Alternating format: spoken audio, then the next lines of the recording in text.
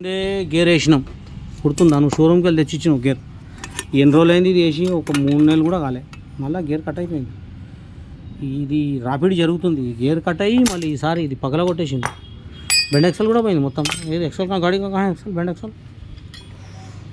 XL తినేస్తుంది మొత్తం తినుడులో పడ్డది కదా. ఇది ఏడి కాడికి రాపిడ్ ఎందుకు జరుగుతుందంటే ఇది మాటికి ఈ షాఫ్ట్ ఉంది కదా క్రాంక్ షాఫ్ట్ బెండ్ ఉంది. ఇది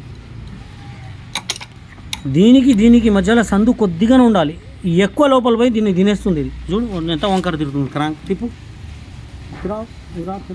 గదురు కిందికి వచ్చింది మళ్ళీ పైకి పోయింది.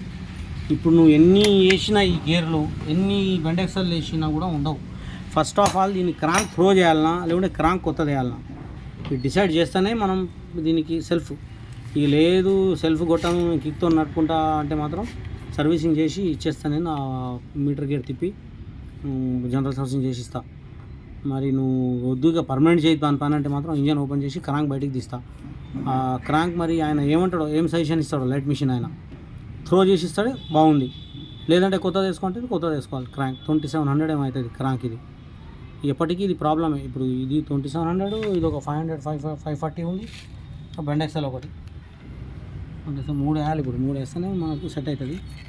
మరి నువ్వు చెప్తే అందుకే నీకు వీడియో వస్తున్నాను వివరంగా అర్థం కావాలని చెప్పి. ఇది సబ్జెక్ట్ చూసి నాకు చెప్పుతారా ఏం చేయాలా. ఇంకా వేసే ఊకే ఎందుకు అని చెప్తే ఓపెన్ చేస్తా ఇంజన్ క్రాంక్ బయటికి తీస్తా. చలో 1 డే లేట్ అయినా మంచిగా చేసిస్తా. బందోబస్తు అవుతుంది. ఎప్పుడు పోదు ఈ గేర్ పోదు ఈ ప్రాబ్లం రాదు. మాటికి ఎన్ని గేర్లు వేస్తాం మనం. మొన్ననే చేసారు మీరు గేర్. ఇది చలో ఇది సబ్జెక్ట్ ఒకసారి చూసి నాకు చెప్పు.